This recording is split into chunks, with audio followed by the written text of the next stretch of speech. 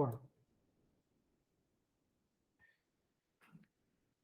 Estamos aquí. Esta es la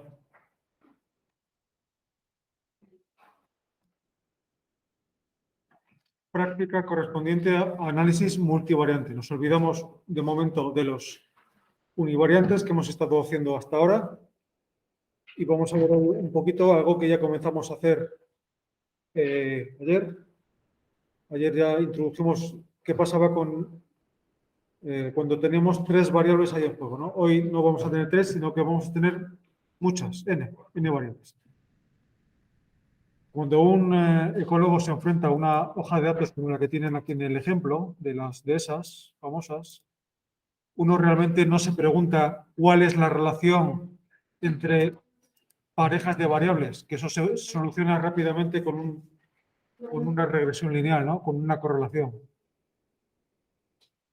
Desde el punto de vista ecológico, tampoco tiene mucho interés, mucho sentido intentar hallar la relación que existe, por ejemplo, entre el potasio y la abundancia de este organismo.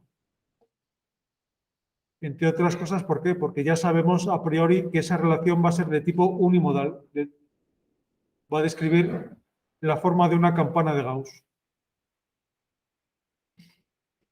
Por teoría, simplemente, es la ley de Selford, ¿no? La ley del nicho ecológico que me dice que si yo represento gráficamente un factor, el que fuera, con respecto a la abundancia de cualquier población, de cualquier organismo, pues en un ecosistema maduro esa relación va a tender a adoptar esa curva de respuesta va a adoptar la forma de la curva de distribución normal. Por lo tanto, esa es una hipótesis en ecología que es poco interesante. Aquí, cuando un ecólogo recoge estos datos en el campo, se interesa sobre todo por la relación que existe entre la parte abiótica de la matriz, la parte ambiental, y la parte biológica. Es decir, cuáles son los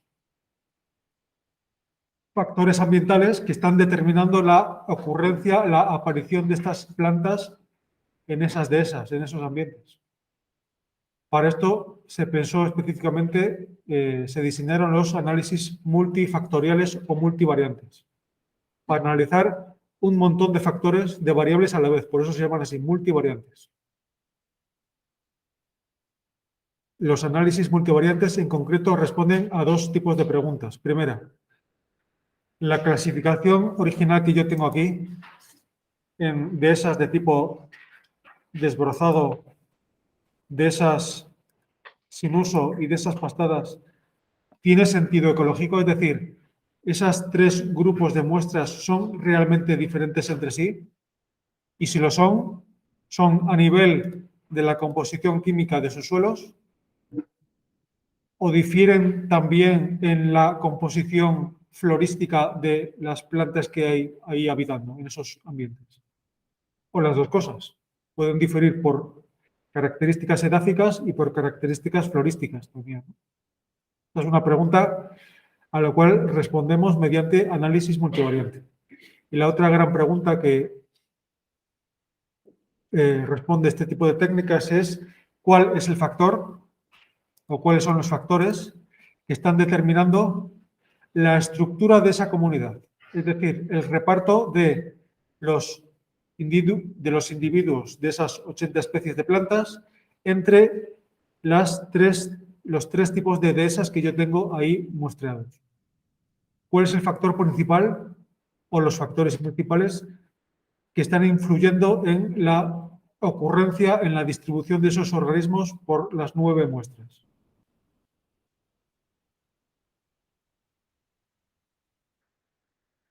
Entonces ya con estas herramientas ya podemos analizar la hoja de datos en conjunto, o por lo menos una gran cantidad de variables a la vez. Aquí en realidad volvemos un poco al inicio, porque las técnicas multivariantes, en sentido estricto, no son técnicas inferenciales. Volvemos a la estadística descriptiva que hacíamos hace unas cuantas prácticas. En la estadística descriptiva nos limitábamos a describir las variables, ¿no? La media, la moda, la mediana, los cuartiles.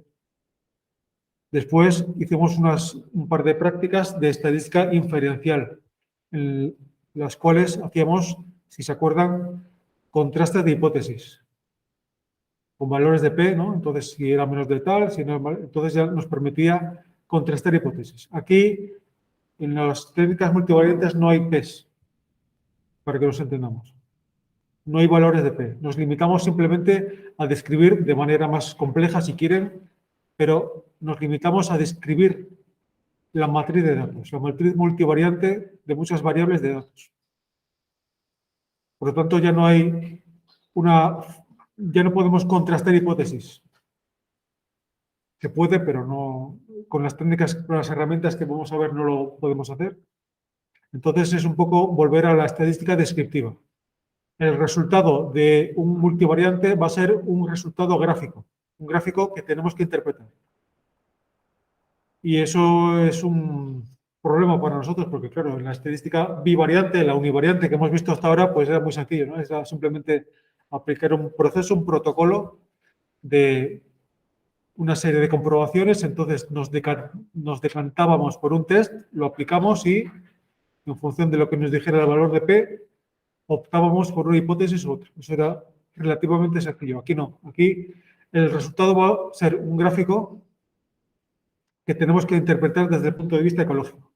Y para ello necesitamos no solo saber estadística, sino saber también ecología y saber cuál es el diseño del estudio que estamos analizando con el ordenador. Hay dos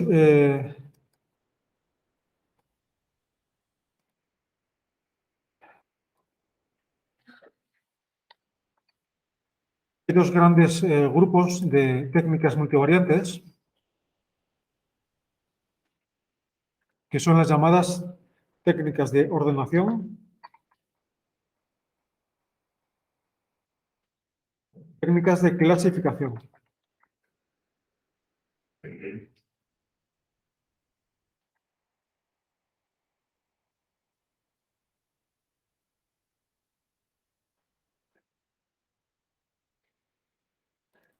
Las primeras de ellas, también llamadas técnicas de reducción de la dimensionalidad.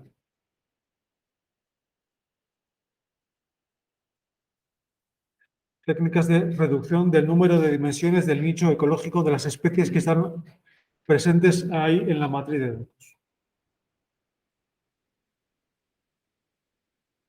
Las dos son, desde el punto de vista computacional, son muy parecidas. Lo único en lo que difieren es en cómo expresan los resultados.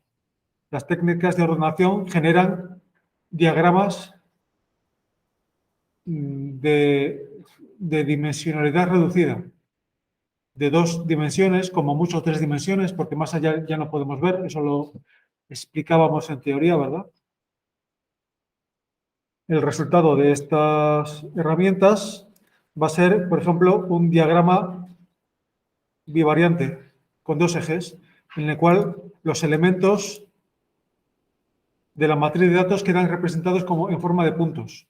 Cada punto representa un elemento de esa matriz. Y cuando yo hablo de elemento, me puedo referir bien a filas, es decir, a las muestras, bien a variables ambientales, columnas de la parte izquierda de la matriz, o bien a variables biológicas, columnas de la parte derecha de la matriz. Las tres son elementos de la matriz.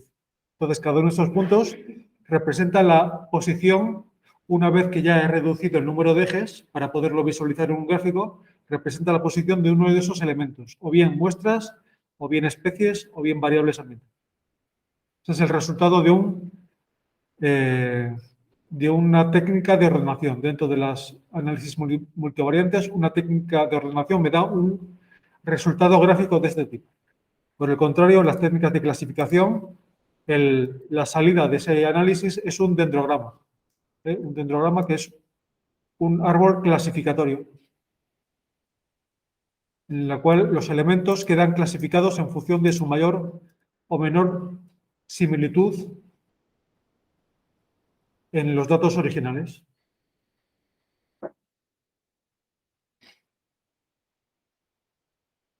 En cualquier caso, en ambas familias de técnicas debemos partir de un cálculo previo que es imprescindible para poder aplicar técnicas multivariantes, que es el cálculo de las distancias. Distancias ecológicas, se sobreentiende. No distancias kilométricas, sino distancias ecológicas. Que es lo mismo que hablar de similitudes. A veces me oían hablar de similitud, a veces me oirán hablar de distancia. Uno es el opuesto del otro. Puedo hablar de la distancia entre la muestra P1 y la muestra P2, o la distancia o la similitud entre esas dos muestras, o entre esas dos especies.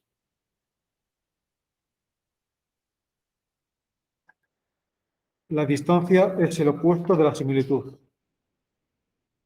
Y la similitud es el opuesto de la distancia.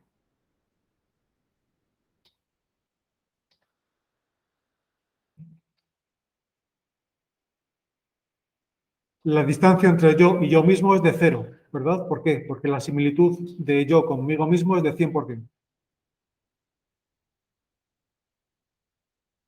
Pues lo mismo pasa con parejas de elementos. Yo en esta matriz de datos, ¿qué elementos tengo? Tengo muestras, ¿verdad? Muestras, 9 muestras. Tengo variables ambientales, pH, materia orgánica, nitrógeno, y tengo especies. Tengo esos 3 elementos. Pues bien, yo necesito calcular todas las distancias posibles en esta hoja de datos. La distancia que hay entre todas las parejas de muestras, entre todas las parejas de variables químicas y entre todas las parejas de especies. Por ejemplo, distancias entre muestras. Aquí tengo 9 muestras, ¿verdad? ¿Cuántas distancias posibles hay ahí? De la primera a la segunda, de la primera a la tercera, de la segunda a la tercera, de la primera a la cuarta, de la segunda a la tercera a la quinta. ¿Cuántas combinaciones hay ahí posibles? Hay unas cuantas, ¿no? ¿Saben algo de combinatoria? En principio serían, si tengo 9 filas, pues serían 9 por 9, 81. En realidad no son 9 por 9, son 9 por 8. ¿Por qué quito una? Porque no tiene sentido calcular la distancia de la muestra 1 a la muestra 1, porque es 0, ¿no? O sea, ya me la puedo ahorrar. Sería 9 por 8, 72. Pero es que tampoco son 9 por 8, es 9 por 8 partido por 2. ¿Por qué divido por 2? Porque la distancia de la primera a la segunda fila es la misma que la distancia de la segunda a la primera, ¿no? La propiedad simétrica. Entonces sería 9 por 8, 72, partido por 2, 36. Aquí hay 36 distancias posibles de calcular entre los elementos, entre las filas concretamente de esa matriz.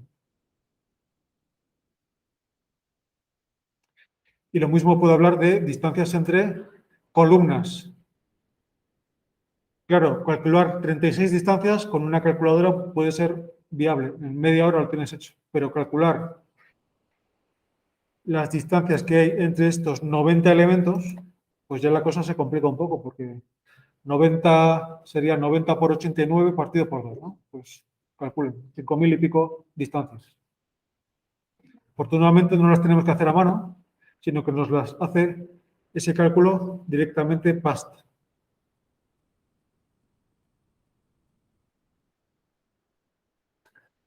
¿A qué me refiero cuando hablo de distancia, por ejemplo, entre muestras?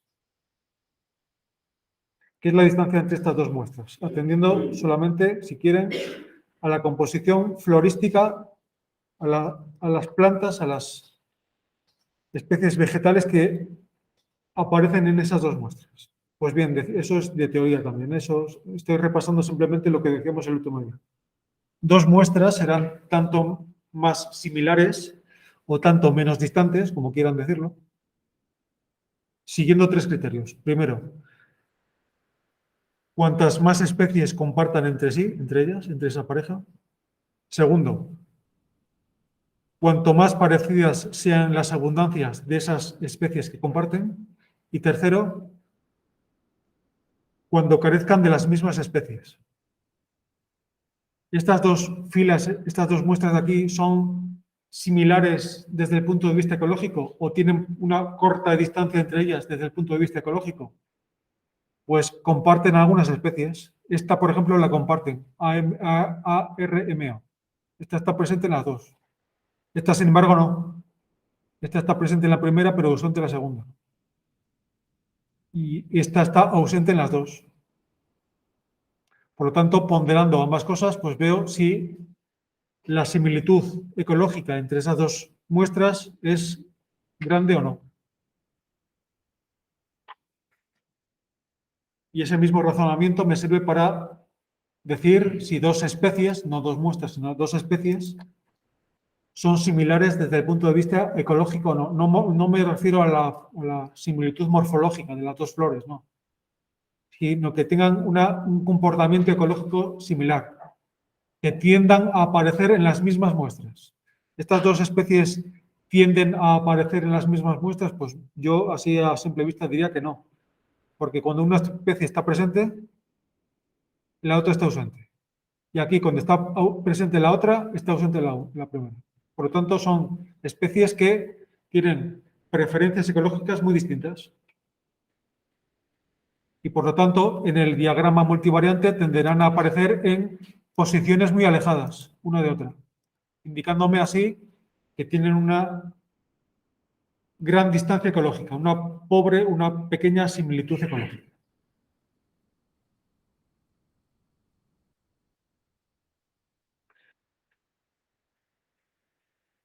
¿Cuántas formas diferentes conocemos de calcular distancias entre elementos de una matriz? Pues hay como 18 o 20 métricas distintas de calcular distancias. La más evidente, la más sencilla, que es la distancia euclídea, esa ya la vimos el otro día, es muy fácil de calcular porque es simplemente cuál es la distancia ecológica entre estos dos, entre este elemento y este elemento, por ejemplo. Pues aprovechando que forman un triángulo rectángulo, queremos saber esta hipotenusa, cuánto mide, como sabemos los catetos, porque los podemos medir en los ejes.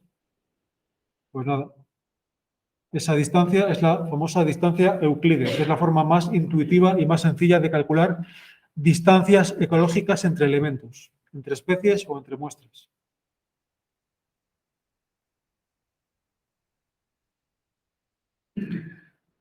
Pero hay otras muchas formas, ¿no? Por ejemplo, vamos a coger la parte abiótica de la matriz, las 8 primeras columnas más la variable clasificatoria, hasta fósforo, y vamos a pedirle a este programa que nos calcule todos los índices de similitud que sepa. Vamos aquí a multivariate, ya estamos en el ámbito de los multivariantes, y le pedimos que nos calcule todos los índices de similitud y de distancia que se sepa. Y el resultado es en forma de matriz, lógicamente, como suele ser habitual en este programa. Nos presenta los resultados como matriz. Aquí tenemos los 9 elementos. ¿Qué son estas 9 columnas y filas? Pues son las 9 muestras que tenemos aquí. La columna 1 se correspondería con la primera muestra de esas desbrozadas, la segunda con la segunda, y como ven es una matriz cuadrada, tiene tantas filas como columnas. Y de hecho, si se fijan bien, es una matriz simétrica. ¿Por qué? Porque la distancia entre 1 y 9, que es 5,2, es la misma que existe entre 9 y 1, que es 5,2. La distancia entre yo y la puerta es la misma que la puerta y yo. Eso es lógico, ¿no? Y evidentemente la diagonal principal de la matriz está llena de ceros. ¿Por qué? Porque la distancia de cada fila consigo misma es de 0.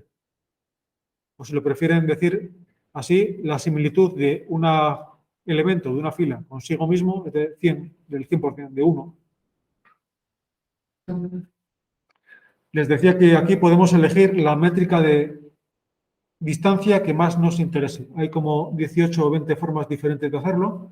¿Por qué hay tantas? Porque hay métricas, se pueden clasificar estas métricas en función de varios criterios. Primero, hay métricas que están acotadas y hay métricas que no están acotadas. ¿Qué significa que tengan cotas? Una métrica está acotada cuando varía entre un número fijo y otro número fijo. Normalmente entre 0 y 1 o 0 y 100. Sin embargo, esta que nos presenta aquí por defecto, la distancia euclídea, nos damos cuenta de que tiene cota inferior, que es 0. La mínima distancia posible entre dos elementos es 0. Evidentemente no puede haber distancias negativas. Pero, sin embargo, no tiene cota superior. Teóricamente, la máxima distancia euclídea entre dos elementos puede ser una distancia infinita. Eso nos impide poder comparar dos distancias euclídeas entre dos experimentos diferentes. Porque no sabemos, como no tiene límite superior, cuánto es una distancia de 10. Pues como son unidades arbitrarias, que no tienen dimensiones, pues nos quedamos así con la duda. Sin embargo, otras métricas, por ejemplo, la distancia de Bray-Curtis, o mejor dicho, el índice de Bray-Curtis, sí que tiene cota inferior y cota superior. Mínimo 0, máximo 1. Por lo tanto, esa es una métrica que ya me permite hacer un estudio comparativo, porque sé que un valor de 0,6 es el doble que un valor de 0,3.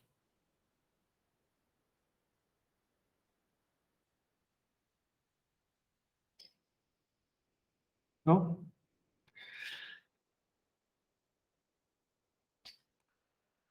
Dense cuenta de una cosa importante, porque aquí a veces nos confundimos. En este listado de índices que tienen ahí, vienen mezclados índices de distancia e índices de similitud. Y además no nos dice de qué tipo es cada uno. Tenemos que averiguarlo de alguna forma. Este índice de Euclidean que viene ahí, vamos a pensar un poco. ¿Qué nos mide? ¿Distancia o similitud entre muestras? ¿Qué mide? ¿Por qué?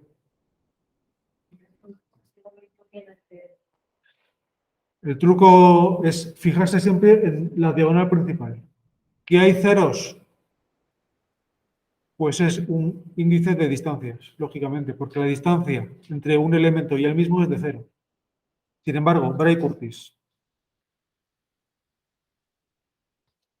Esto mide similitudes. Por el contrario, porque yo en la diagonal principal veo 1, 1, 1, 1. Eso me está indicando que la similitud de la fila 1 con la fila 1 es de 1, es del 100%. No puede ser una similitud mayor, porque está acotado. Por lo tanto, tenemos índices acotados, índices no acotados, índices de similitud, índices de distancia.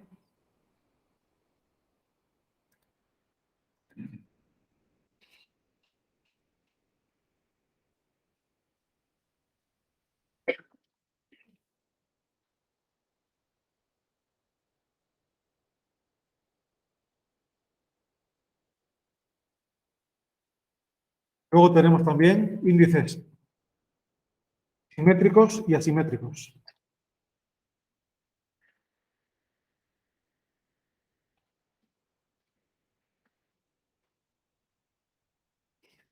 ¿Qué diferencia? Decíamos que había tres criterios para saber si dos elementos, si dos muestras, por ejemplo, tenían una gran proximidad, es decir, poca distancia, o una gran similitud. ¿Qué eran? Primero, tenían que compartir muchas especies. Segundo, esas especies que tienen en común deberían aparecer, deberían ocurrir con abundancias similares. Y tercero, deberían las dos muestras carecer de las mismas especies. Con respecto a los dos primeros criterios, nadie tiene problemas. El asunto viene con el tercero. que ha generado un gran debate en los ecólogos, sobre todo en el siglo XX. Se ha discutido mucho acerca de la idoneidad de este tercer criterio, de las dobles ausencias.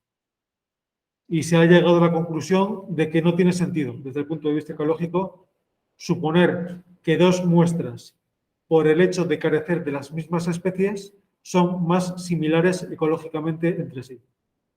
Y eso lo habíamos ejemplificado, me acuerdo, en teoría, con una muestra de animales, un censo de animales tomado en el desierto y otro en el Polo Norte. Ambos ecosistemas, ambas muestras, carecen de los mismos animales. No hay tigres, no hay leones, no hay lobos, no hay ciervos. Y no por ello son similares el polo y el desierto. De hecho, son ecosistemas totalmente opuestos, ¿no?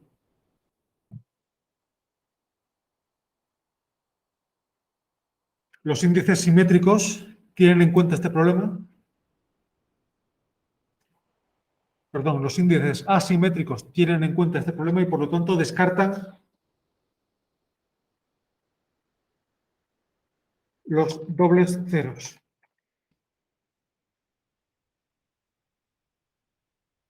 Las dobles ausencias. No tienen en cuenta las especies ausentes en ambos inventarios para definir la similitud entre elementos. Sin embargo, los simétricos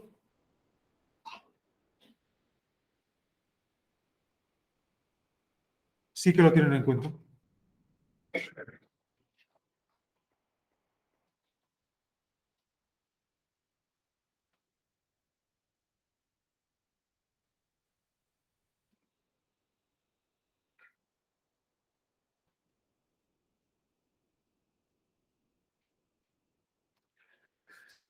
Si en mi matriz de datos original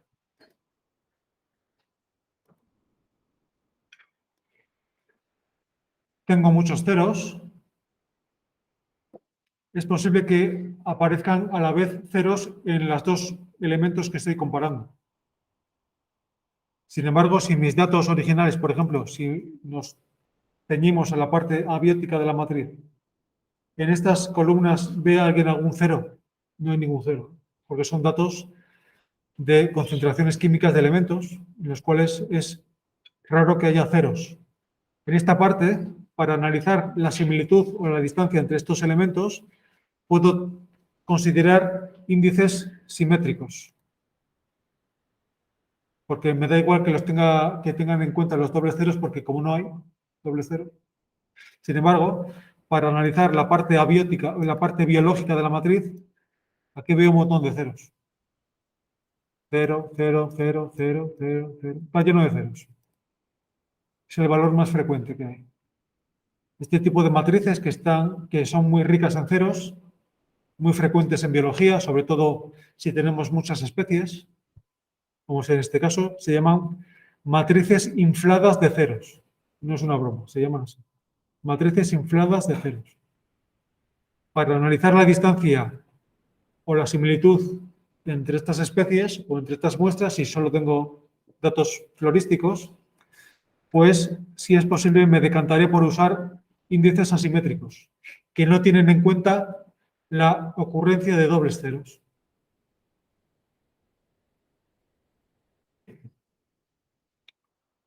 ¿Entendido esto?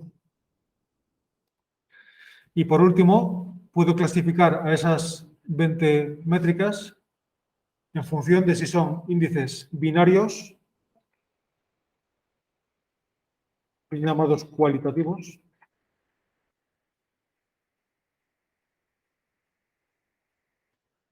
o índices cuantitativos.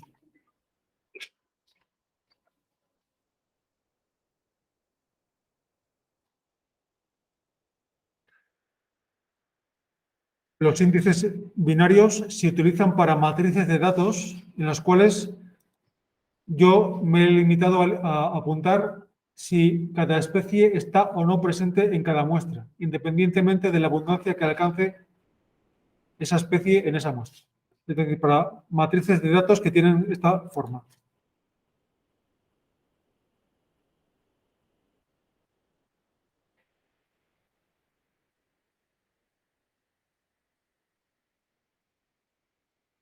Estos son especies, especie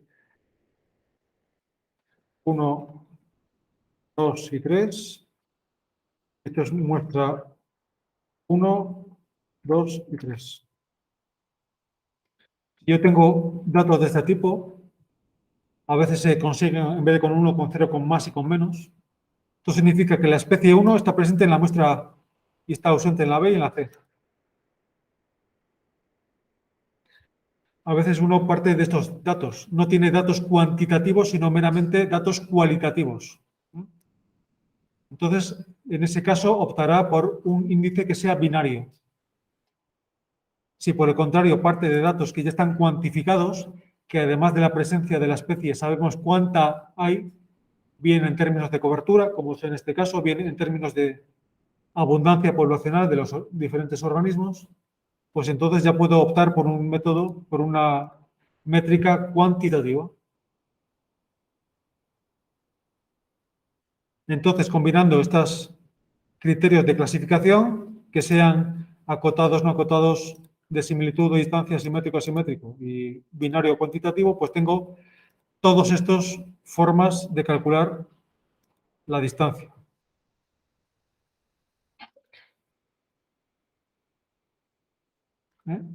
Todas estas. Que nos suenen por lo menos para poder aplicar a nuestros datos, pues los más utilizados es la distancia euclídea. La distancia euclídea, que es una métrica no acotada, porque no tiene cota superior. Es una métrica, como sabemos, de distancia euclídea. Es un índice simétrico, no descarta los dobles ceros. Por lo tanto, no muy buena para analizar datos biológicos. Y es un índice cuantitativo. Otro, la distancia Bray-Curtis, que se usa mucho en ecología. El índice de Bray-Curtis. Es una métrica acotada, porque tiene cota inferior y cota superior, 0 y 1. Es una métrica de similitud, como hemos visto. Es un índice asimétrico, que descarta los dobles ceros, por lo tanto, adecuada para medir distancia entre especies o entre muestras. Y es un índice cuantitativo, también, como lo era la distancia euclídea. Más. DICE. Se usa también muchísimo. Aquí, normalmente, este índice se conoce como el índice de Sorensen. Lo verán en teoría así, índice de Sorensen. Aquí lo llama DICE. Dice. Es un índice de similitud no acotado,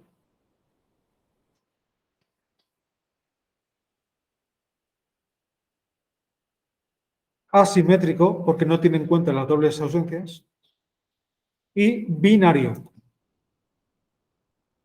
Este se aplica cuando tenemos datos de este tipo, de ceros y unos, o de máses y menos. Estos son quizás los más importantes. También se usa bastante el índice de Manhattan, quizás. Gower se utiliza a veces, Kulczynski, aunque lo tienen. Pero en principio son esos, los principales con los que nos tenemos que ver. Esto lo tienen explicado aquí en la parte teórica. Cómo se obtiene esta matriz, cuáles son los índices asimétricos cualitativos, cuantitativos, todas las combinaciones posibles con las características de cada índice. Bien, una vez que ya tenemos calculadas estas distancias y que ya nos hemos decantado por cuál es la métrica adecuada para nuestros datos, pues podemos ya hacer el análisis multivariante propiamente dicho. Vamos a empezar con las técnicas de ordenación, que a su vez se dividen en dos grandes familias. Ordenación. tenemos técnicas de análisis directo del gradiente y de análisis indirecto.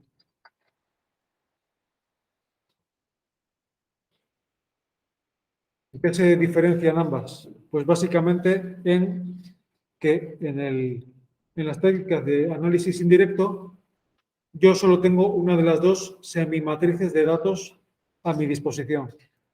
O bien los datos biológicos o bien los datos químicos. Es decir, la parte izquierda o la parte derecha de la matriz. Es decir, un estudio, por lo tanto, por ejemplo, en el cual hemos ido a estas dehesas, pero solo hemos anotado los valores de las concentraciones químicas de estos elementos. No nos hemos parado a contar las plantas. O viceversa. Hemos hecho el estudio florístico, pero no tenemos datos físico-químicos del suelo. En estos casos podemos aplicar técnicas de análisis indirecto del gradiente dentro de las herramientas de ordenación. Vamos a ver un par de técnicas de análisis indirecto. Quizás la más popular dentro de estas técnicas indirectas, porque la más antigua y la más fácil de hacer, la más fácil de calcular, es el famoso ACP, análisis de componentes principales.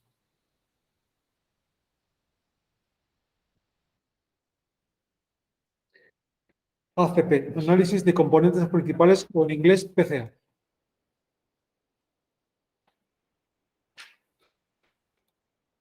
Vamos a hacer un ACP con estos datos. Se supone que estamos en una técnica de análisis indirecto, ¿verdad? Por lo tanto, solo tenemos una de las dos mitades de la matriz, o bien la parte izquierda o bien la parte derecha. Vamos a ver qué pasa si hacemos una ACP con los datos químicos. Hasta ahí, hasta el fósforo de los datos.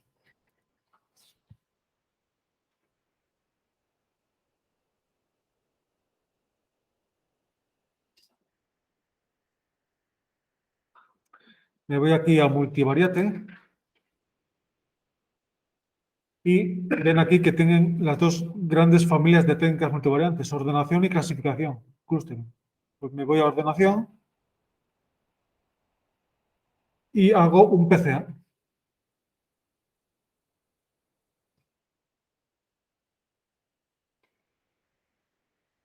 ¿Me sigue todo el mundo? Sí. Aquí tengo que optar por dos alternativas. O bien utilizo como base, como origen, una matriz de varianza-covarianza o una de correlación. No me interesan los detalles, simplemente atiendan a lo siguiente. Si yo tengo... Es suficiente con que sepan esto. Si todas las variables que están siendo analizadas están medidas en las mismas unidades,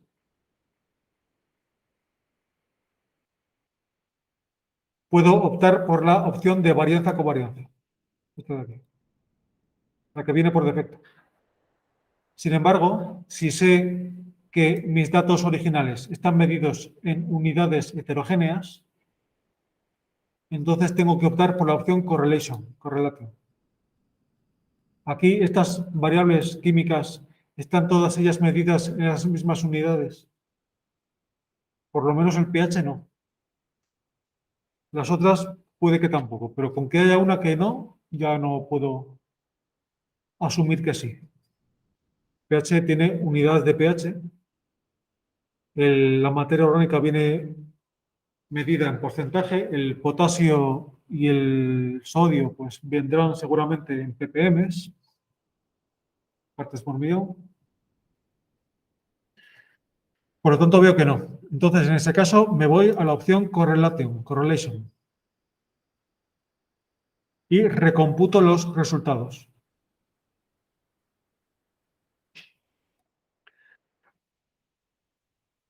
Pues bien, este es el resultado del ACP, aunque no lo parezca.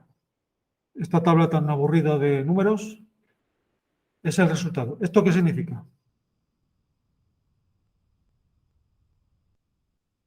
decíamos que en el fondo es una técnica de reducción de la dimensionalidad, ¿verdad? Hemos pasado de 8 ejes, teníamos 8 parámetros ahí, y los hemos ido plegando uno después de otro. Hemos pasado de 8 a 7, de 7 a 6, de 6 a 5, intentando minimizar la pérdida de información.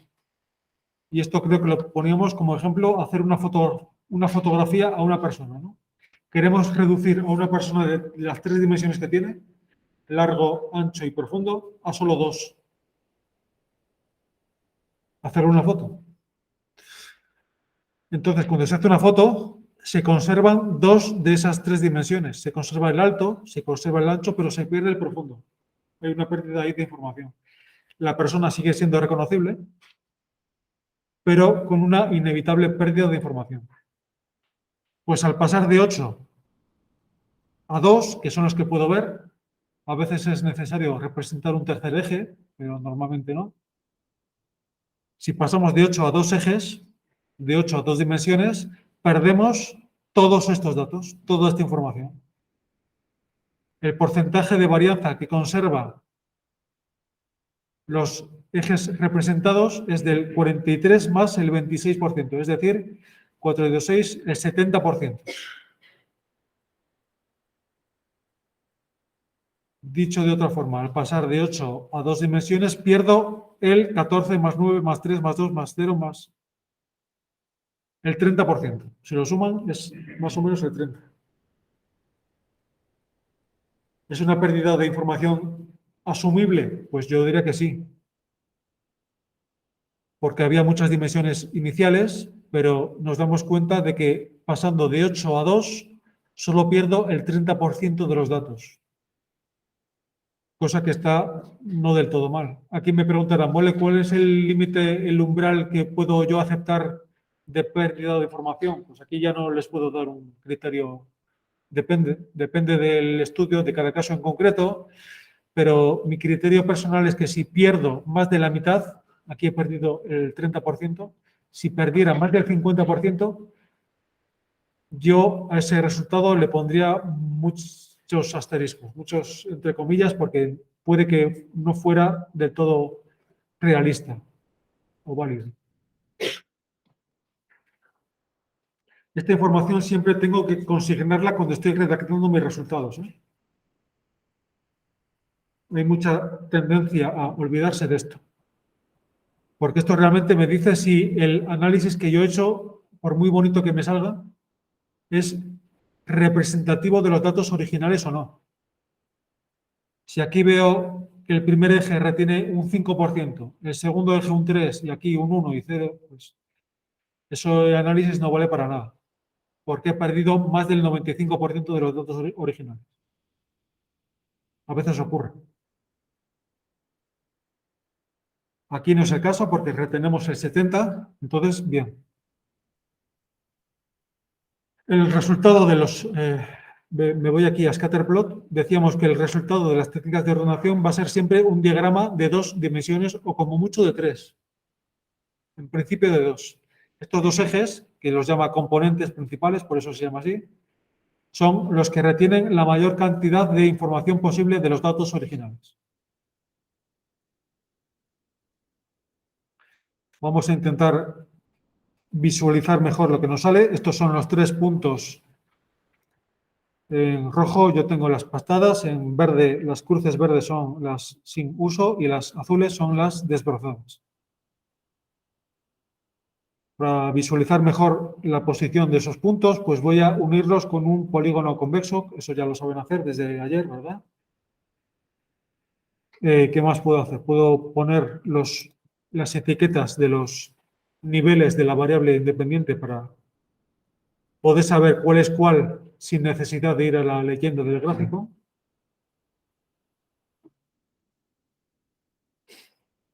Y puedo mejorar un poco visualmente esos elementos. Por ejemplo, muchos gráficos multivariantes, los ejes me van a salir en el centro del gráfico.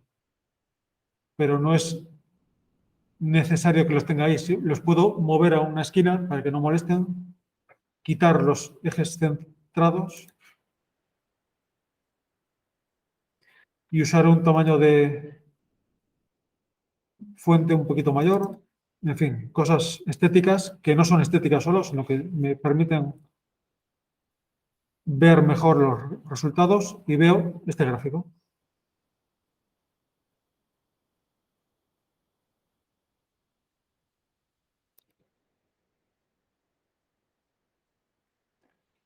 Por lo tanto, veo que este punto 1 de las azules, de las desbrozadas, es la posición en el espacio multivariante de la muestra primera de esas desbrozadas. El 2 es la fila 2 y el 3 es la fila 3. 4, 5, 6, 7, 8, 9. Están aquí los 9 puntos representados. Ahora la cuestión es la siguiente. Este eje que viene aquí, el eje de las X, y el eje de las Y's, ¿qué representa?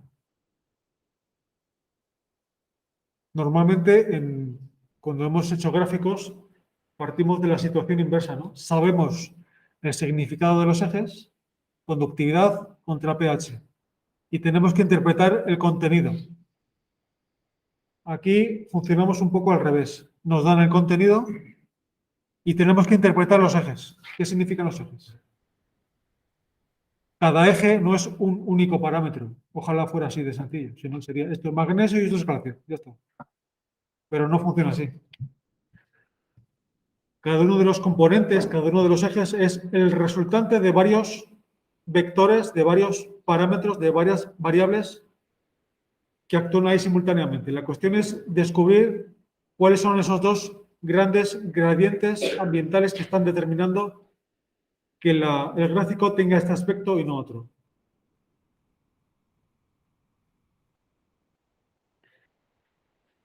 Este primer eje, ¿qué significa? El hecho de que tengamos las dehesas desbrozadas en la parte positiva del eje, a la derecha, en medio las dehesas sin uso y aquí las pastadas. Pues podría ser, me lo estoy inventando, pero podría ser una posible interpretación ecológica,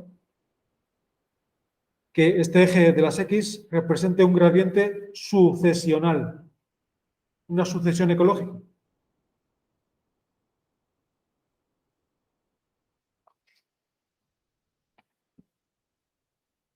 En el sentido de que primero hay una alteración ambiental, un desbroce, una perturbación, ¿verdad? Después dejo a las mismas dehesas sin uso y por último las someto a un pastoreo intensivo. No sé si es así, ¿eh? Digo cómo se interpretaría ecológicamente este resultado. Esto es una cosa que tenemos que hacer, ¿eh? Que nadie me ponga el gráfico y se acabó. No, eso no me vale para nada. Estamos en ecología, estadística, pero es ecología.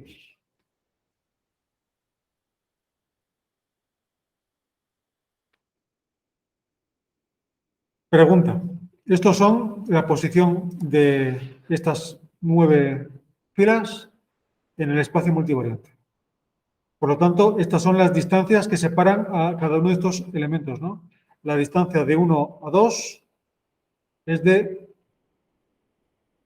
2 unidades, más o menos. La distancia de 2 a 3 es de tanto. La distancia de 3 a 1 es de tanto. Pregunta. Desde el punto de vista químico del suelo, que son los datos que estamos analizando, ¿cuáles son las de esas más heterogéneas?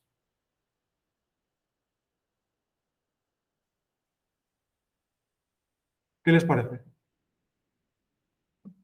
¿Cuáles son las más variables en cuanto a la composición química de sus suelos? Sin uso, ¿verdad? ¿Por qué?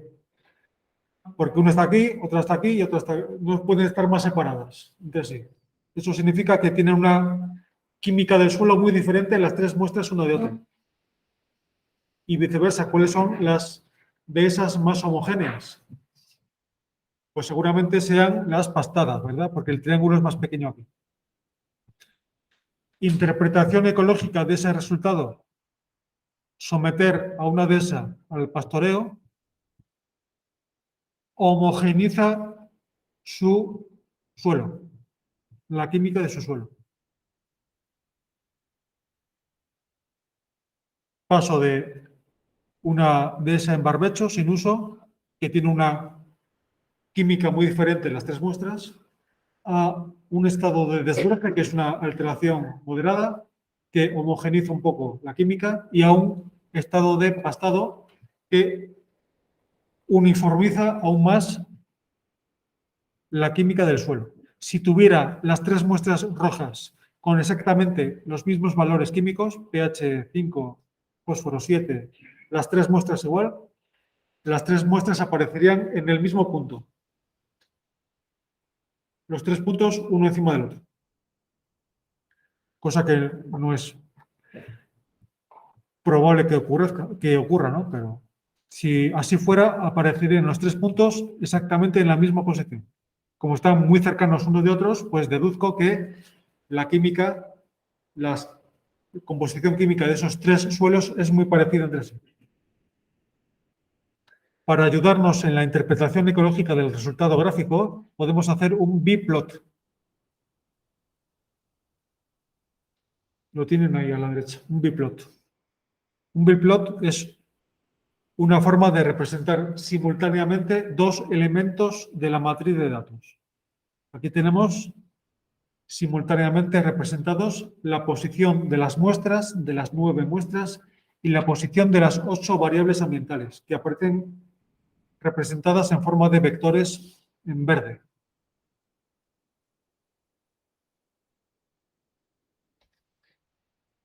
Partiendo de 0, 0, como ven ahí.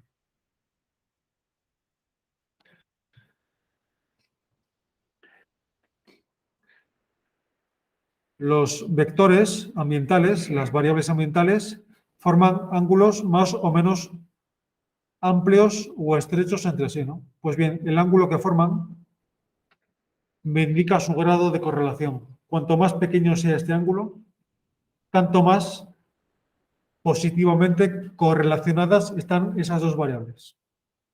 Aquí deduzco, por lo tanto, que hay una gran correlación, colinealidad entre el nitrógeno y la materia orgánica, cosa que ya sabía porque ya había calculado antes, y también entre el calcio y el magnesio, como ven ahí. Sin embargo, un ángulo amplio, un ángulo llano de 180 grados entre dos vectores, me indica que hay una correlación, pero inversa, entre esas dos variables. Aquí sé que hay una correlación negativa entre nitrógeno y potasio, por ejemplo. Cuanto más nitrógeno tiene ese suelo, tanto menos potasio tiene.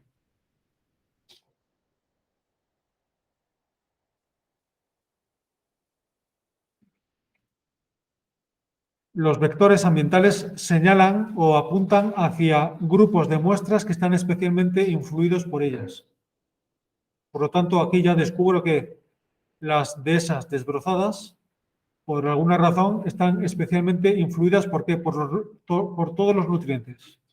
El fósforo, el nitrógeno, la materia orgánica. Sin embargo, el potasio parece querer tirar hacia las muestras pastadas, ¿no? Por lo tanto, es el principal factor que está condicionando o influyendo en las dehesas pastadas, el potasio.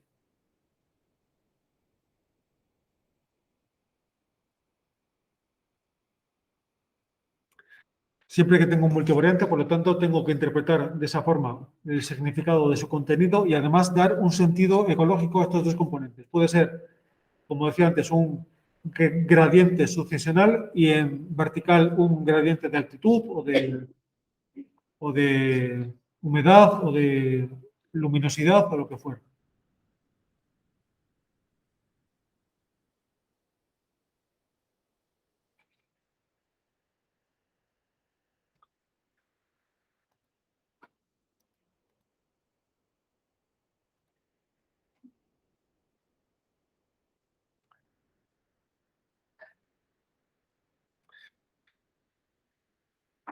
Vamos a ver otro análisis indirecto del gradiente que se llama análisis de correspondencias.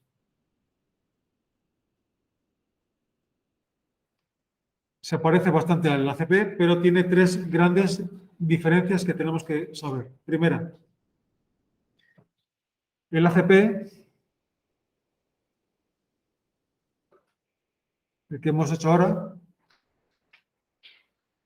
utiliza como métrica de distancia obligatoriamente la distancia euclídea.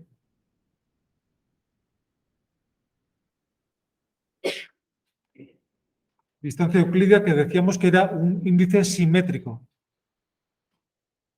que podemos utilizar sin riesgo para matrices de datos que no tengan ceros o que no tengan muchos ceros,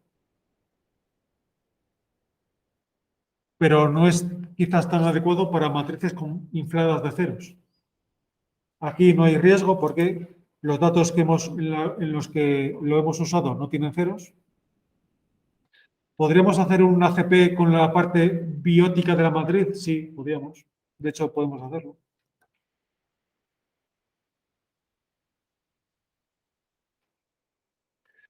En principio no hay problema.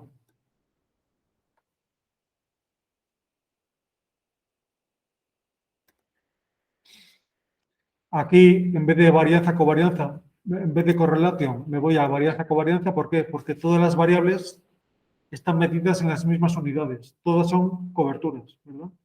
Entonces no hay problema.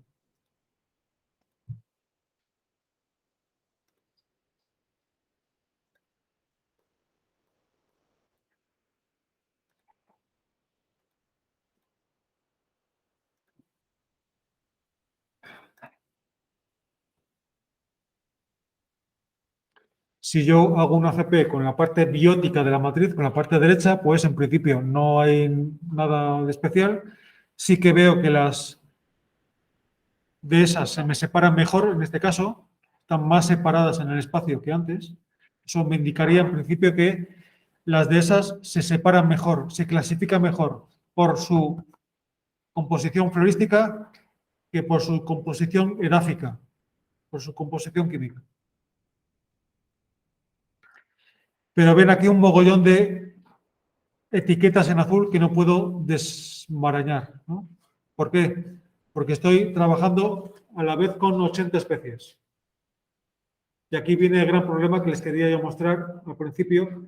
Decíamos que íbamos a trabajar no con la matriz filtrada, con las especies más abundantes, más importantes, sino con toda ella. Precisamente para que viéramos el efecto negativo que tiene el hecho de no haber filtrado antes especies por abundancia o por ocurrencia, o por ambas cosas. Que nos encontramos con esto, con un diagrama que es imposible de leer ahí, nada. Solo destacan las especies más abundantes, que son Calluna vulgaris y Edica australis, que son estos dos arbustillos que conocen. ¿Dónde me van a aparecer estas dos especies? En las dehesas, cuando las abandono del uso. Las primeras especies que rebrotan en una dehesa abandonada van a ser estos dos arbustos. ¿Qué pasa por ahí? Sí. Sin embargo, estas especies, que no sé cuáles son, van a tender a aparecer en las dehesas pastadas.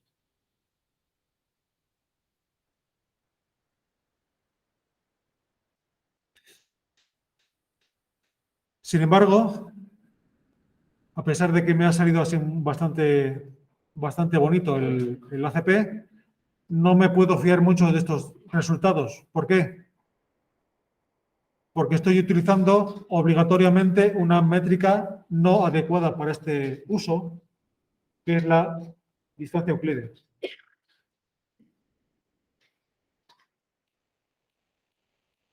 Para hacer este análisis, con la parte florística, quizás debería haber recurrido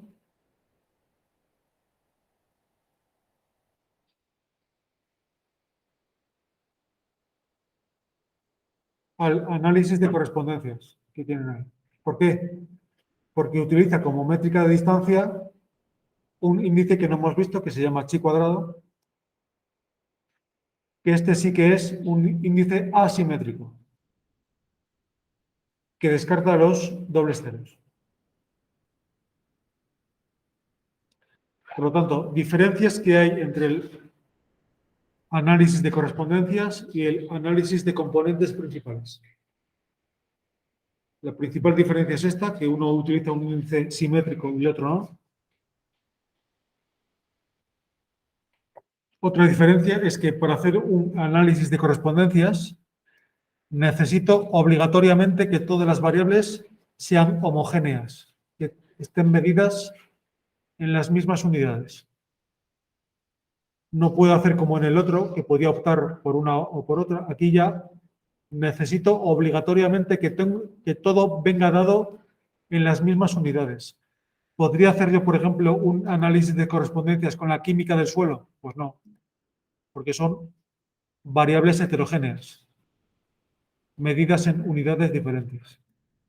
Y la tercera diferencia es que para hacer un análisis de correspondencias necesito que el experimento, el estudio se haya hecho bajo condiciones, es decir, las muestras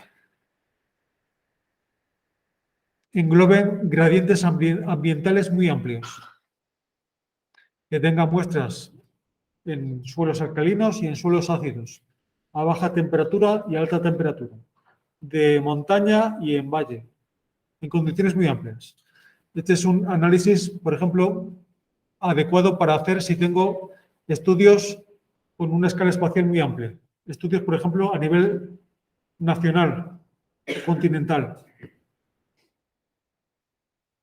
Si por el contrario tengo experimentos muy restringidos, que las 9 muestras están tomadas en el mismo hectárea,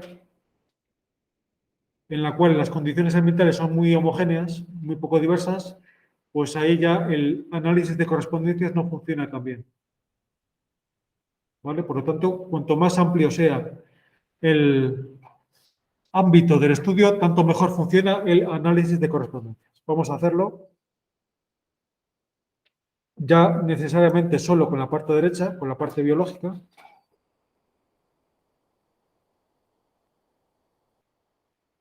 Siempre que hagan un multivariante, no sé si lo he dicho, además de las variables de estudio, seleccionen a la vez la variable clasificatoria, la primera. Si se han fijado, siempre lo he hecho así. No por capricho, sino porque si no, los gráficos no quedan del todo bien.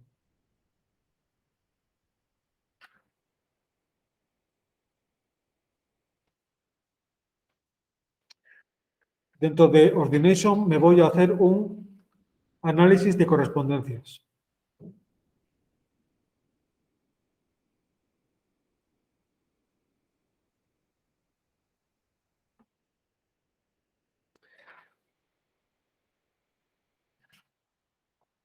El análisis de correspondencias me genera ya por defecto un biplot.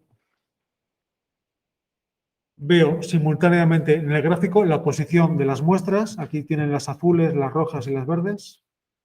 Y además, superpuesto a este gráfico, veo la posición de las especies como puntos azules.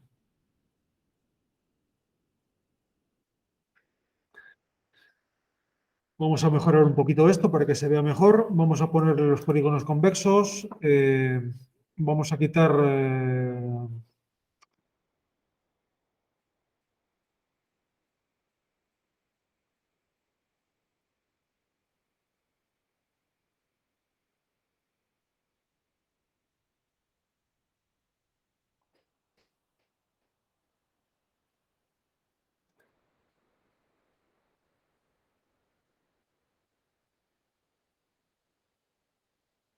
los ejes.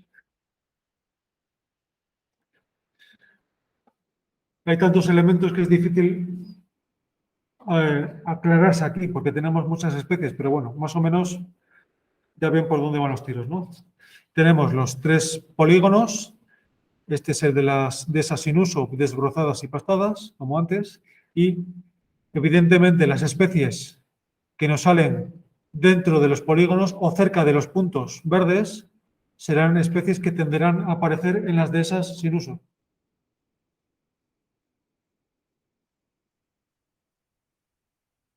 lógicamente. Entonces, tenemos que dar una interpretación. ¿Qué significan estos dos ejes? Para esto nos puede ayudar conocer un poco la ecología de estas plantas que tenemos aquí. Genista, no sé qué. Belis, no sé cuánto. Si yo me voy a la Wikipedia y pone que genista tal es una especie de montaña y Belis es una especie de valle, ¿este eje qué significará? Un gradiente de altitud. Una pista que les doy para que puedan interpretar el caso que tienen que resolver en prácticas.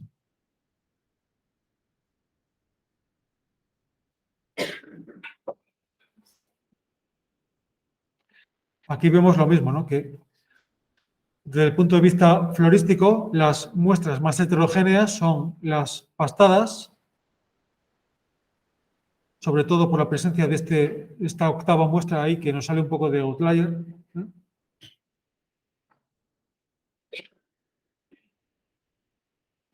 Hay un problemita con los análisis de correspondencias que se puede solventar, que es el famoso efecto arco. A veces, cuando estoy haciendo no siempre, pero a veces, cuando estoy haciendo un análisis de correspondencias, me sale,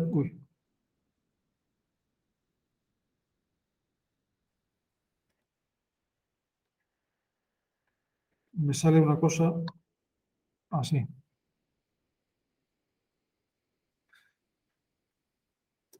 Estos son los ejes y yo esperaría ver las 9 muestras colocadas más o menos a lo largo de todo el gráfico, ¿no? Sin embargo, si hago el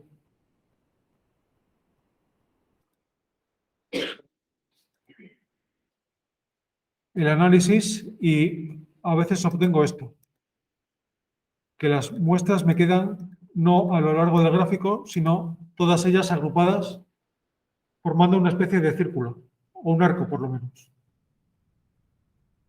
Esto es un problema muy común que se ha visto en los análisis de correspondencias que se llama el efecto arco, por razones que no vienen ahora al caso. Cuando tengo gradientes muy amplios de muestras tomadas a 0 grados y a 40 grados de temperatura, pues es fácil que me aparezcan efectos arco cuando veo la distribución de las muestras. Entonces se solventa con una variante del análisis de correspondencias que se llama análisis de correspondencias sin tendencia.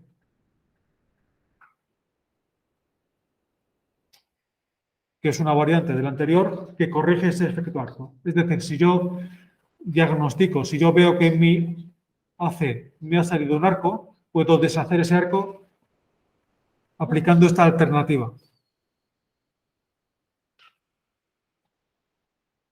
Ven aquí, de Trended corresponde ese análisis, DCA.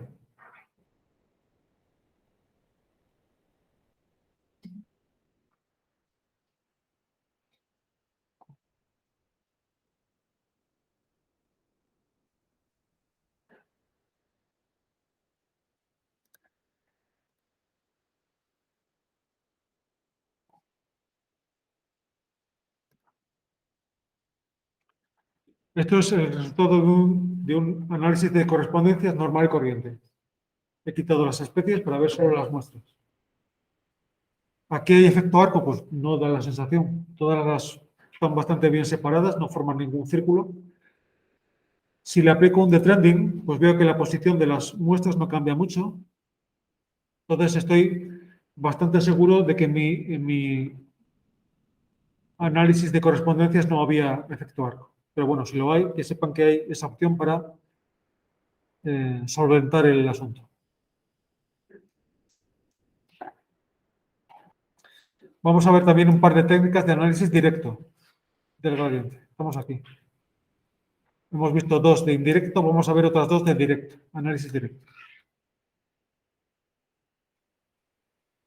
Quizás la técnica multivariante más ampliamente utilizada en ecología, por encima de la CP incluso, es el famoso análisis de correspondencias canónicas, TCA.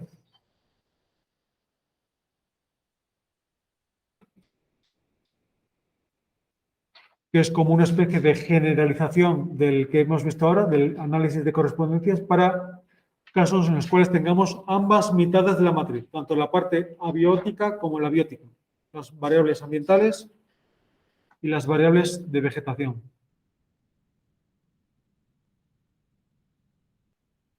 Entonces, este es un análisis que nos permite vincular ambas cosas.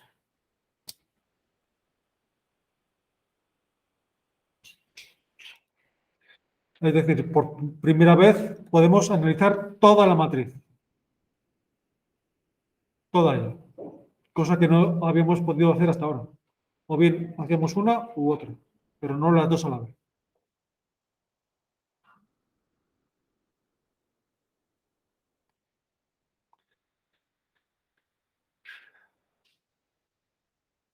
Entonces vamos aquí a Multivariate y le pedimos a PAST que nos haga un CCA. Análisis de correspondencias canónicas. Claro, evidentemente nos pregunta, bueno, y de esas 90 columnas que me has seleccionado ahí, ¿cuántas, porque no lo sabe, cuántas representan variables ambientales? Él no sabe que N es nitrógeno y que P es fósforo. No sabe distinguir entre especies de plantas y parámetros químicos. Hay que decírselo. Hay que decir que las 1, 2, 3, 4, 5, 6, 7, 8 primeras columnas, dejando aparte esta que no se cuenta, la variable de clasificación. Las 8 primeras columnas, 1, 2, 3, 4, 5, 6, 7, 8, las 8 primeras son variables ambientales y el resto especies.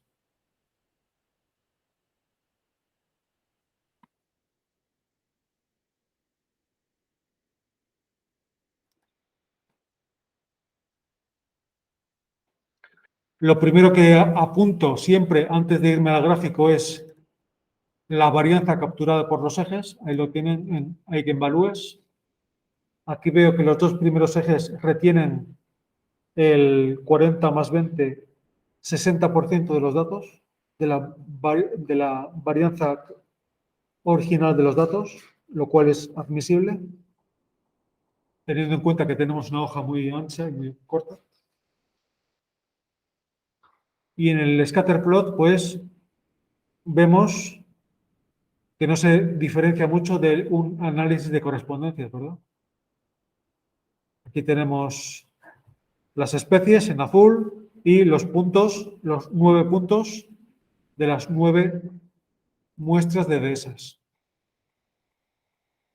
Sin embargo, la gran ventaja que tiene el CCA, que hemos podido hacer hasta ahora, es que es el único en el cual podemos hacer un triplot. Un triplot es una forma de visualizar simultáneamente los 3 elementos de la matriz: especies, muestras y variables ambientales. Es el único método de los que hemos visto y de los que vamos a ver que permite hacer un triplot, lo cual facilita mucho la interpretación de los resultados, lógicamente. Podemos ampliar un poco ese triplot.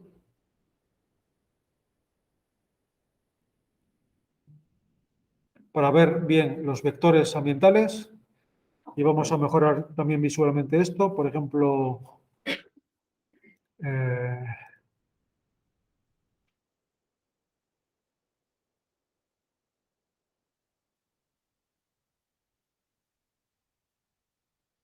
vamos a ver.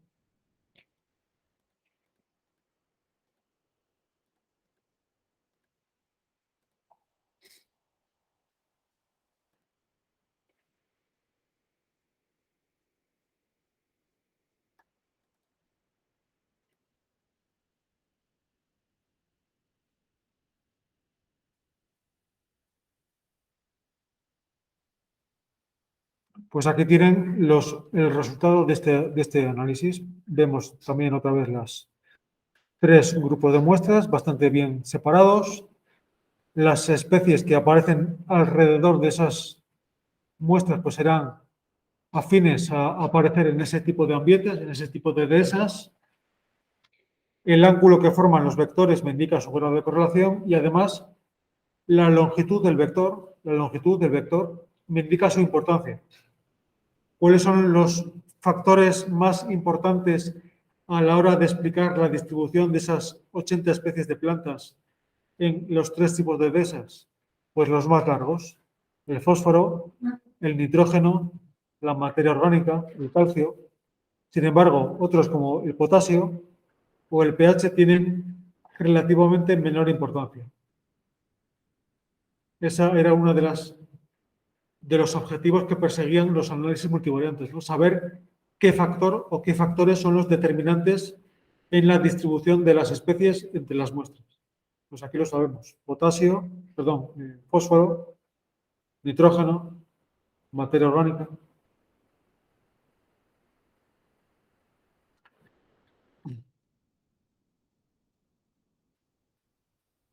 Además, los vectores señalan o apuntan hacia grupos de muestras que están especialmente influenciados por ellas.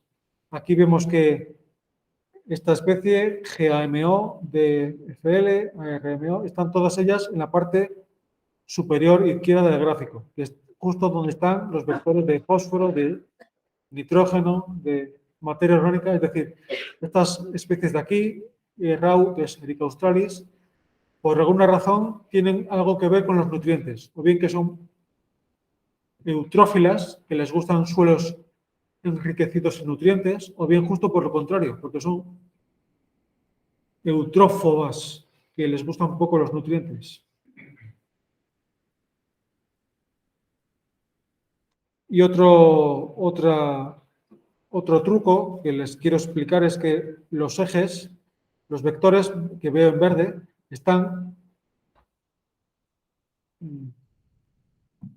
son más o menos paralelos a los ejes que determinan. Es decir, cuál es el principal o los principales parámetros que están explicando este primer eje, el eje de las X. Pues los que están más tumbados hacia él, que son el calcio, el magnesio, el sodio, la materia orgánica. Es decir, todos ellos tienen que ver con los cationes, ¿verdad? Calcio, magnesio, potasio, sodio. Son todos ellos cationes del suelo. Por lo tanto, eso me indica que posiblemente este eje me esté señalando un gradiente de alcalinidad, es decir, de contenido en cationes del suelo. Y el eje vertical, ¿qué podía ser? Aquí ya es más difícil porque no veo ningún vector señalando en vertical, pero el menos malo quizás sea el fósforo, que tiene ahí esa posición. Y eso me podía indicar como hipótesis de trabajo que ese eje vertical, el eje 2, puede representar un gradiente trófico, un gradiente de nutrientes.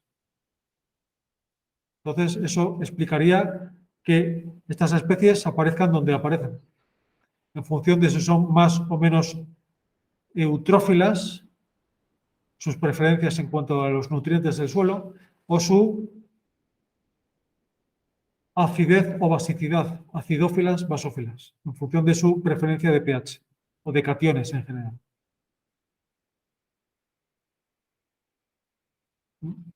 Todo eso se lo intento explicar aquí en estas pistas para que aprendamos a interpretar un CCA, un análisis de correspondencias canónicas.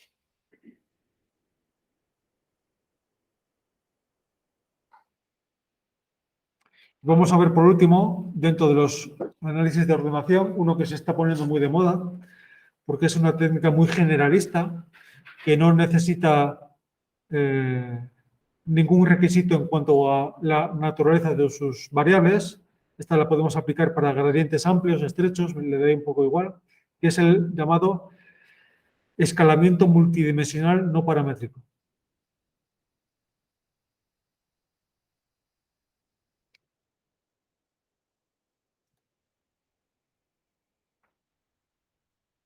El escalamiento multidimensional no paramétrico, lo tenemos aquí, Non-Metric MDS.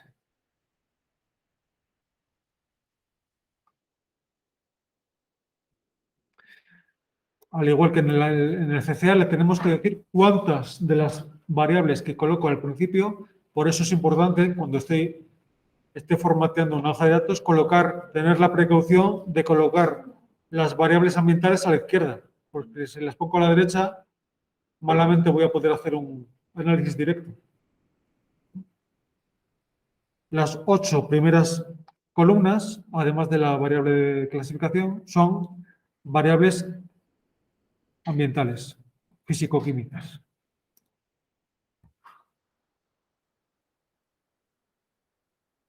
El NMDS tiene una gran ventaja y una gran desventaja con respecto al CCA.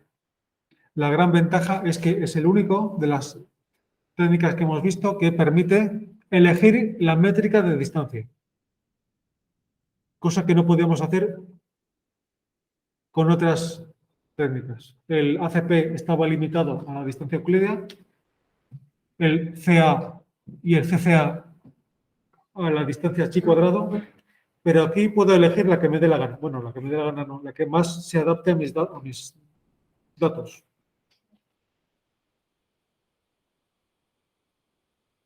Que tengo datos cuantitativos, Bray Curtis, o Manhattan, o Cort. Que tengo datos binarios cualitativos, Sorensen, o Jacquard. Y recomputo los resultados. Aquí, como tengo datos cuantitativos y además tengo muchos ceros, pues quizás el menos malo de los índices sea Bray Curtis.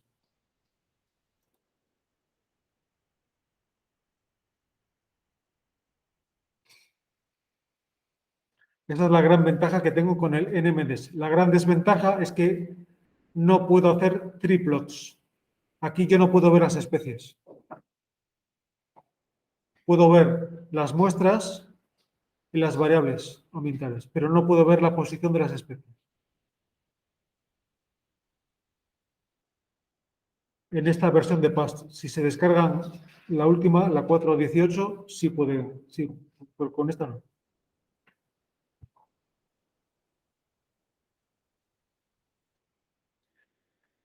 Y aquí, pues lo mismo. La mejoramos un poco visualmente, poniendo los grupos de muestras. En fin.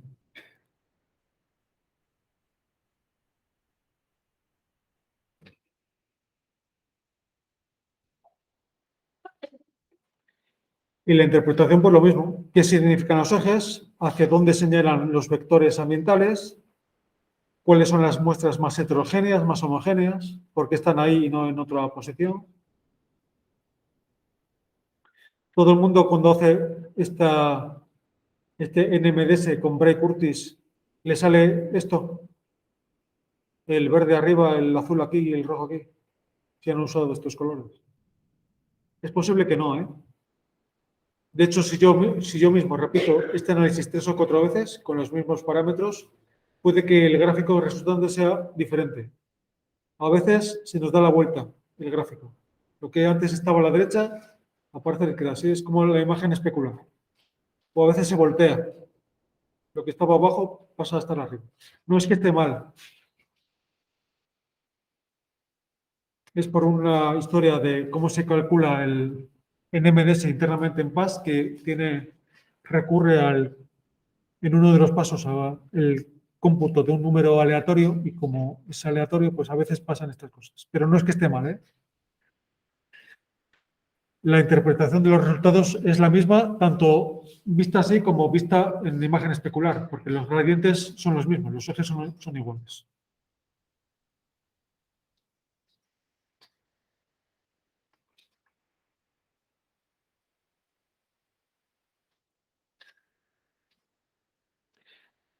Si la eficacia de los multivariantes que hemos hecho hasta ahora se medía ¿cómo? Se medía anotando y poniendo en mi informe, en mi trabajo, la varianza capturada por los ejes, ¿no? Por lo menos por los dos primeros. Con eso me conformo. Sin embargo, aquí no funciona así. La eficacia de esta técnica de reducción de la dimensionalidad me la mide un parámetro que se llama estrés, que lo tienen ahí. Si van a separplot, aquí leen el estrés del gráfico. En este caso es de 0,06. Pues bien, se dice que valores por debajo de 0,2 son admisibles, son aceptables.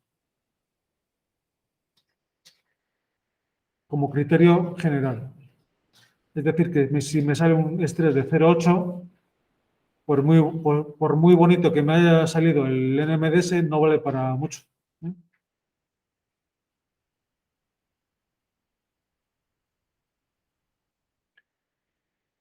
Vamos a decir dos palabras de lo que nos queda por ver, que son las técnicas de clasificación, que diferían de las otras en que, en vez de generar diagramas bivariantes, generan dendrogramas, ¿no? Computacionalmente son muy parecidas, lo único en lo que se diferencian es cómo presentan los resultados. Podemos clasificar estos elementos que tenemos ahí en esta hoja, bien clasificar las muestras, las 9 muestras, bien clasificar las 80 especies en función de su similitud ecológica. O en función de la composición de sus suelos. Por ejemplo, queremos clasificar esas 9 muestras de suelo en función de la química, de su composición química. Seleccionamos la parte izquierda de la matriz y me voy a multivariate y esta vez voy a clustering. Análisis de clasificación. Análisis cluster, que también se llama.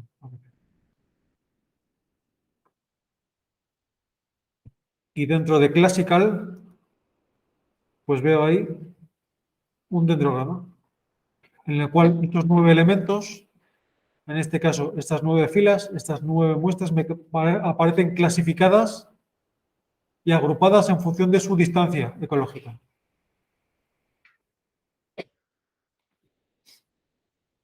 Aquí estoy usando por defecto la distancia euclídea, como ven ahí.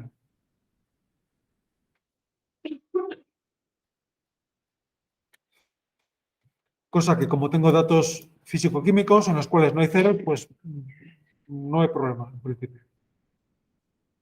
Sin embargo, veo que la clasificación resultante no tiene mucho que ver con mi clasificación original de esas desbrozadas sin uso y pastadas, ¿no? Porque, curiosamente, por ejemplo, la muestra 8, químicamente se parece más a una muestra sin uso que a una muestra pastada, porque la agrupa con ella. ¿Ven? Yo esperaría que esta 8 formara una rama del árbol con la 7 y con la 9. Sin embargo, veo que la une a una muestra que no tiene nada que ver con ella. En principio. Y lo mismo pasa con las verdes y con las azules, que están totalmente mezcladas aquí. ¿Eso qué me indica? Que, por lo menos para lo que me informa este análisis, él no ve grandes diferencias químicas en la composición de las 9 muestras de suelo.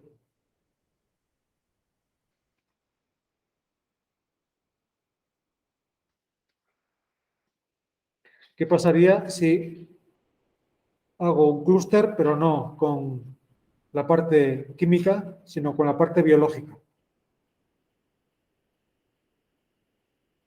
Es decir, clasificar esas muestras, pero no atendiendo al suelo, sino atendiendo a las plantas que aparecen ahí.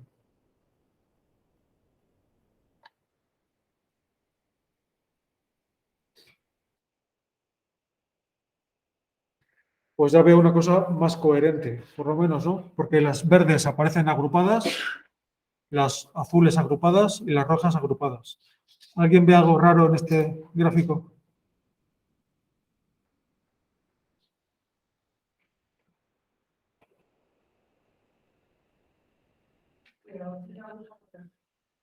¿Qué le pasa a la 8? La 8 yo esperaba que se agrupara con la 7 y con la 9, ¿no? Sin embargo, por alguna razón, se me agrupa con la 2, con la 3 y con la 1. Es decir, él no ve diferencias entre las de esas desbrozadas y esta 8 de aquí, que es esta.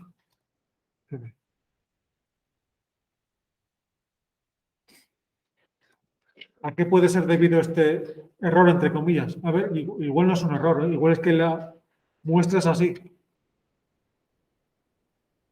Pero si se dan cuenta, ¿cuál es el índice de distancia que yo estoy utilizando para este dendrograma? La distancia euclídea. Si yo opto por una métrica asimétrica, que no tenga en cuenta los dobles ceros, pues quizás la cosa mejora.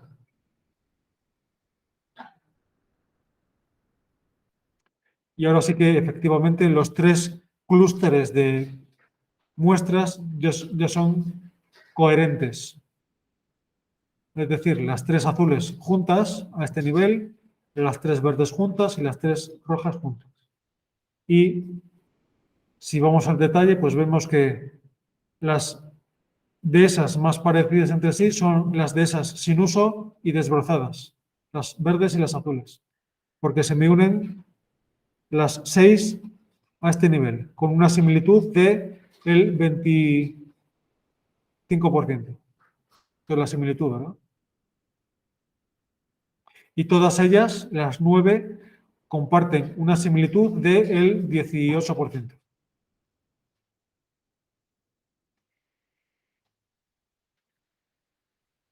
¿Cuál es el grupo de muestras más homogéneo? Pues la que tengan entre ellas una similitud mayor, que es esta de aquí, posiblemente, ¿no? Las verdes, que tienen una similitud del 55%. Y las más heterogéneas son las rojas, porque se unen, pero solo a un nivel de similitud del 40%. ¿Sí? Además de jugar con los diferentes índices, pues podemos jugar aquí con estos 3 algoritmos de cálculo. No lo voy a explicar aquí porque es bastante extenso, pero el que tenga interés lo puede leer aquí. ¿En qué se diferencian estos 3 métodos de cálculo? El método de las uniones promedio, el método de las uniones simples y el método de Ward. Entonces puede jugar, además de con el índice de distancia, con el método de cálculo. UPGMA, uniones simples o el que más se usa con diferencia es el UPGMA. Pero a veces verán que se usa el método de las uniones simples o el método de...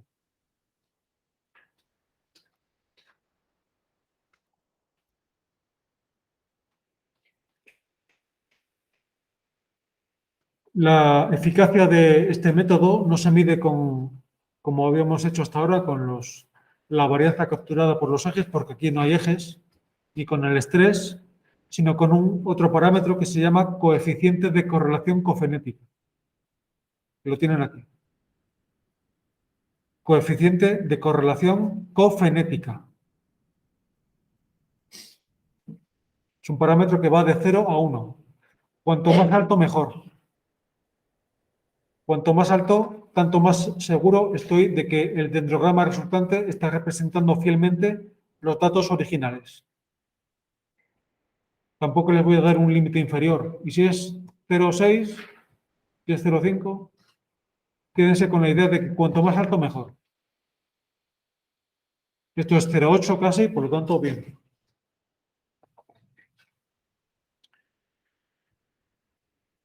Si yo, en vez de clasificar muestras, quisiera clasificar especies, ¿qué tendría que hacer con los datos originales? Pues hacer un análisis en modo Q, es decir, transponer la matriz. Lo que eran filas ahora columnas, lo que son columnas a filas. Afortunadamente no hace falta hacerlo, se puede hacer, no pasa nada, pero hay un truquito en el análisis clúster para clasificar simultáneamente tanto muestras como especies, que es hacer un twinspan.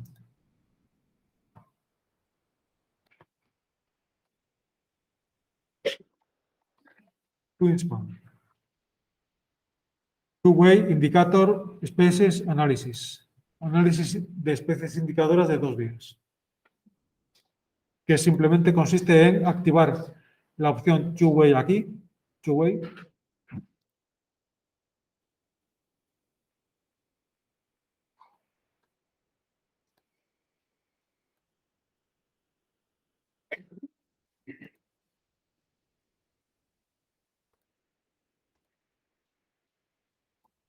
Y ven que aquí abajo tenemos la clasificación de las muestras y arriba tenemos la clasificación de las especies. Dos especies muy similares ecológicamente, por ejemplo, ACMI y HICO. ¿Por qué? Porque aparecen en las mismas parejas de muestras. Aquí están las dos, aquí están las dos, aquí están ausentes las dos.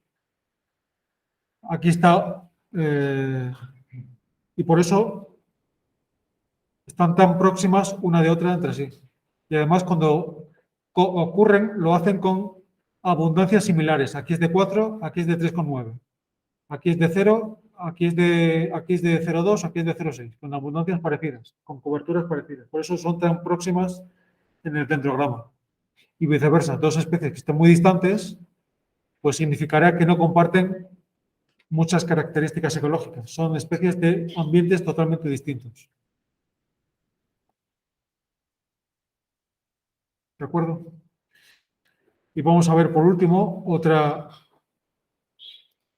técnica de clasificación, que es una técnica que se diferencia del resto de métodos clasificatorios en que no es una técnica jerárquica. Los dendrogramas son jerárquicos, ¿no? En el sentido de que dos ramas se agrupan en una rama superior que a su vez se agrupan forman una jerarquía de clases. La clasificación por K-medias no genera clases, pero no agrupadas en jerarquías, sino todas ellas formando parte del mismo nivel. El razonamiento del sistema de clasificación por K-medias es un poco al revés del método del dendrograma. En el dendrograma partimos de los datos y nos genera una serie de clases, 4, 5, 6 clases de elementos, de especies o de muestras. Aquí partimos al revés. Le decimos cuántas clases queremos que cree y en función de ese número clasifica a los elementos en una clase o en otra.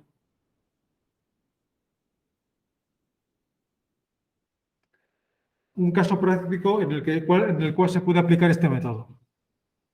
Saben que en España existe la Directiva Marco del Agua, ¿no? Que es un marco legislativo que está vigente en toda Europa, que nos obliga a clasificar las masas de agua, ríos, lagos, embalses, etcétera, en 5 categorías de calidad.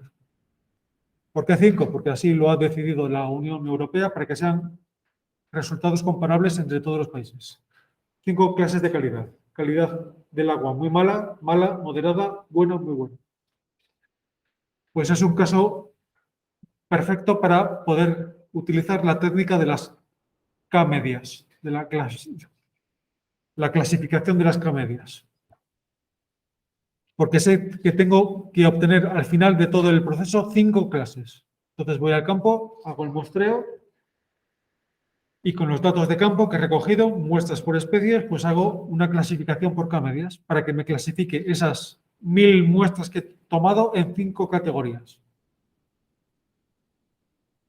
En este ejemplo, de las de esas, pues le pido a PAST que en función, por ejemplo, de la composición florística de esas comunidades, la parte derecha, me genere ¿cuántas clases ponemos?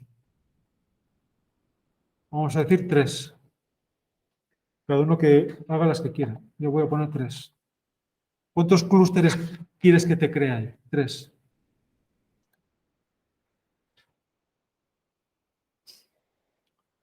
El resultado, como ven, no es un dendrograma. El resultado es una clasificación.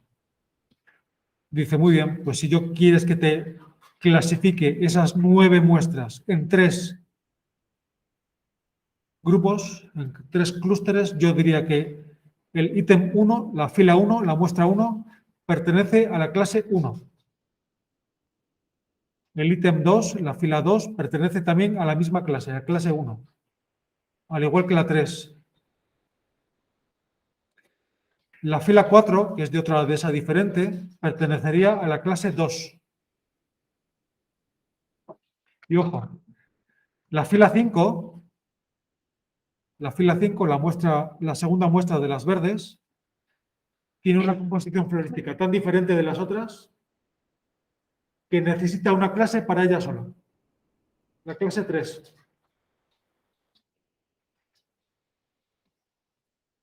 La 5, la sexta la meto en la 2 y las restantes 7, 8 y 9 la meto en la misma categoría que las 1, 2, 3. Eso que indica que hay una afinidad florística entre las muestras rojas y las azules, entre las sin uso y las pastadas.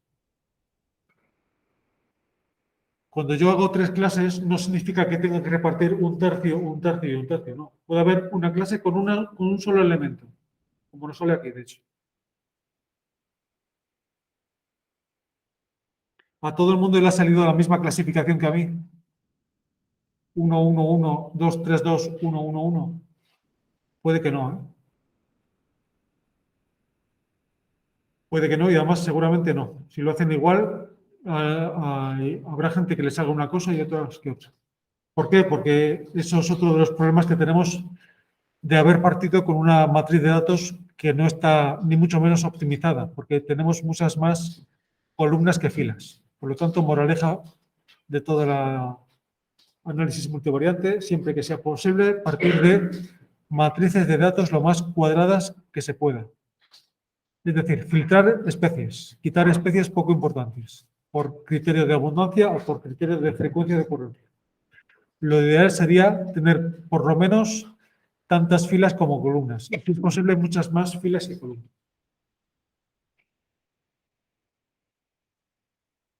Pues hasta aquí los multivariantes.